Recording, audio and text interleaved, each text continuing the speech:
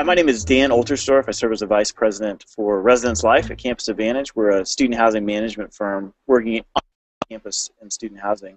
My background and current work are really focused around building community, so I'm very pleased to have been invited to be a part of this interview on IdeaBlend EDU. IdeaBlend EDU is an organization working to infuse innovation principles and expertise from industries outside of higher education into the training and preparation of educators. Today I'm really excited to hear from Eric Ho. Eric is a licensed architect finding himself at the intersection of design and social entrepreneurship. He sees architecture as a dialogue that facilitates engagement between people and their environment. Eric founded Made in Lower East Side, or Miles, in early 2012 and has been passionately leading its development from an idea into an innovative practice. In his spare time, you can find Eric looking for inspiration in the Lower East Side. So welcome, Eric. Thank you. Thank you for having me. So Eric, what is your big idea? Can you tell us a little bit more about Made in Lower East Side? Sure.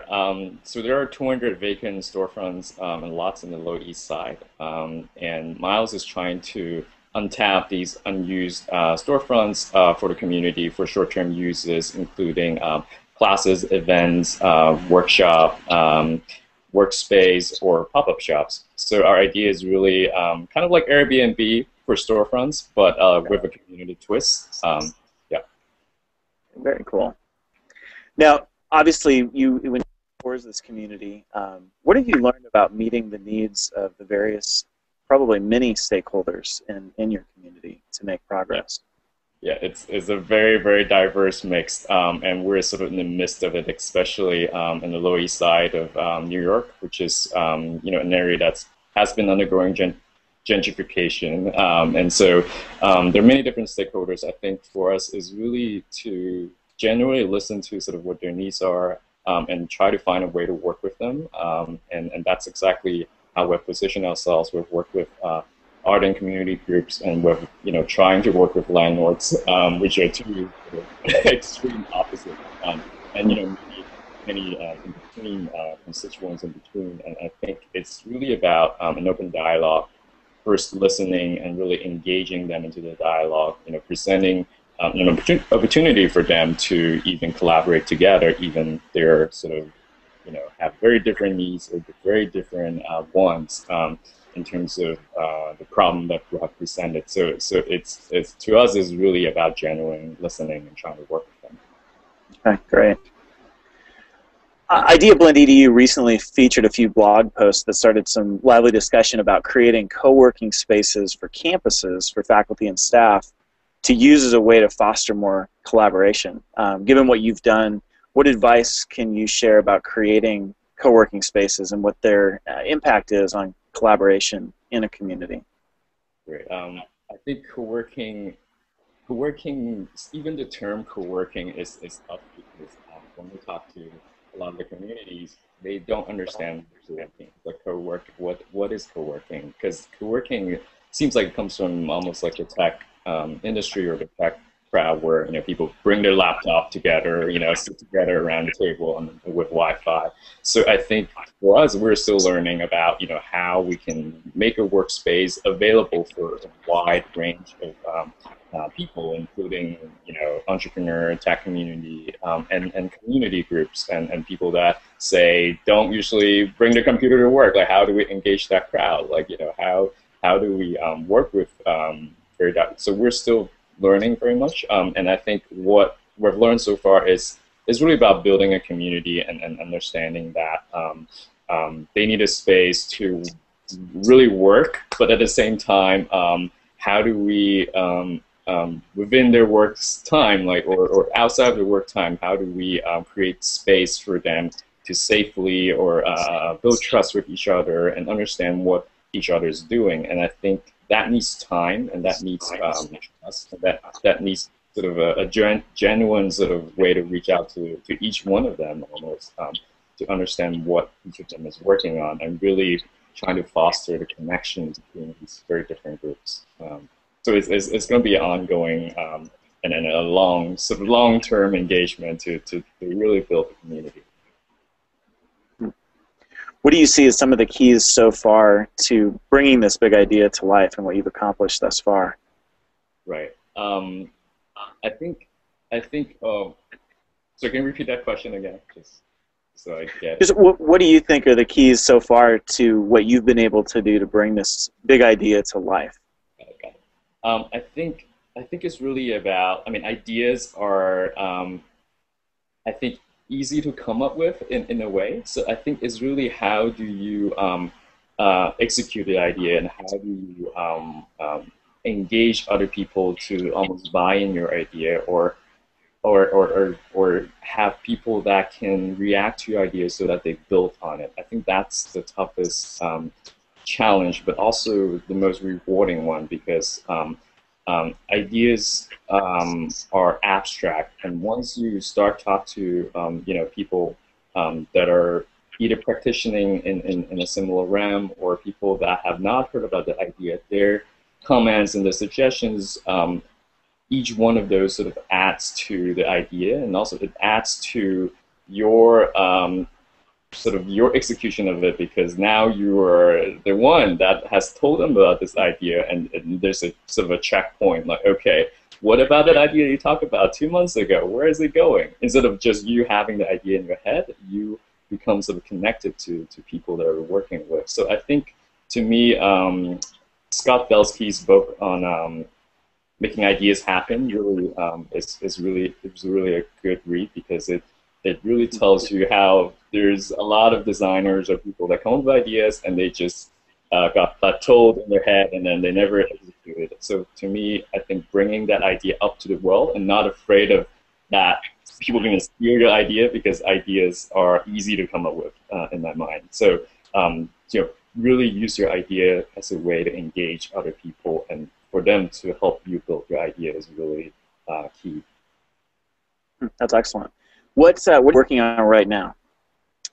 So right now we are a month and a half into our prototype storefront, which is basically a way to use physical design in a space to engage people into what our idea is about short-term rentals and different uses. So I think what we're trying to do right now is really learn from all these different uses, how the community have been using these different uses, and how can we basically make a financial model, but at the same time, how do we replicate it in different kinds of storefronts or different kinds of neighborhoods. So we're still learning through sort of this pilot storefront. Okay, interesting. And how can people learn more about Made in Lower East Side? Go to our website, www.madeinles.org. I think we are we do sort of events once in a while with say with New Museum. We did a few with Oswald, the community and art organization, or drop by our storefront if you're in New York. It's on 4th Street between 2nd Avenue and Bowery, so you can come and see what we're doing. Okay, excellent.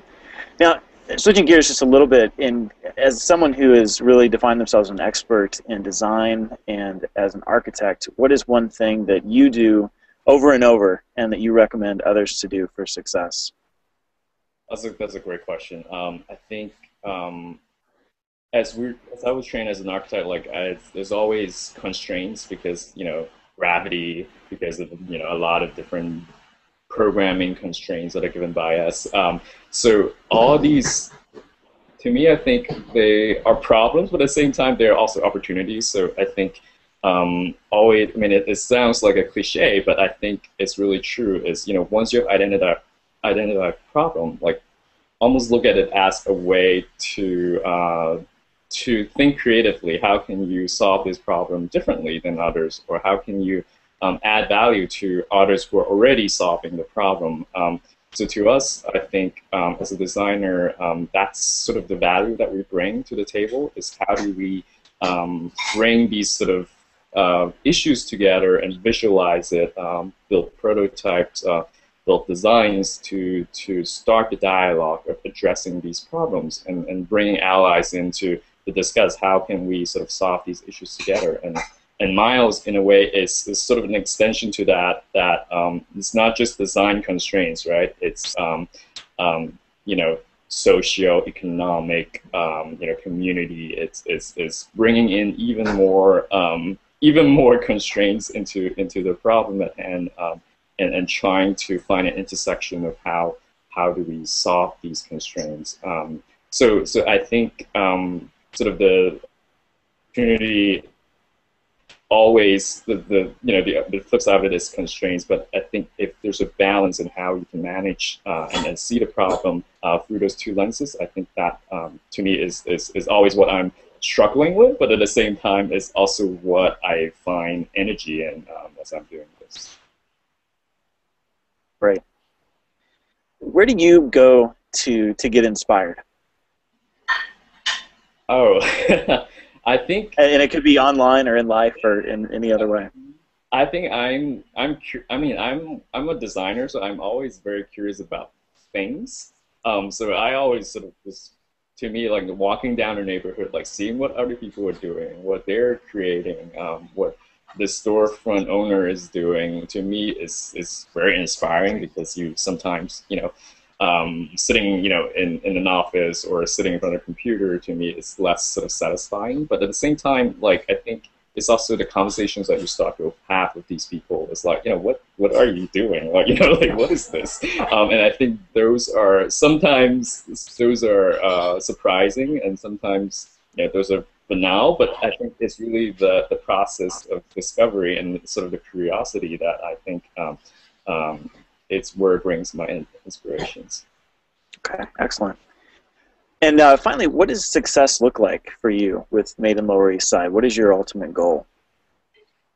I think we think about it all the time. I think for me, I think it's really how we can use these spaces and opportunity to help small business owners or entrepreneurs to start their own project, to start their first idea, to show their first product to their first customers. To me, I think is sort of these stories that we build up, and people that sort of we start to really help, but at the same time, we're helping each other, but at the same time, like following their stories and seeing how they're doing and how we can bring similar minds together to help explore opportunities together. I think to me that it really how I see Miles is going forward as a brand and as an organization, and I think that's really meaningful for me. Very exciting.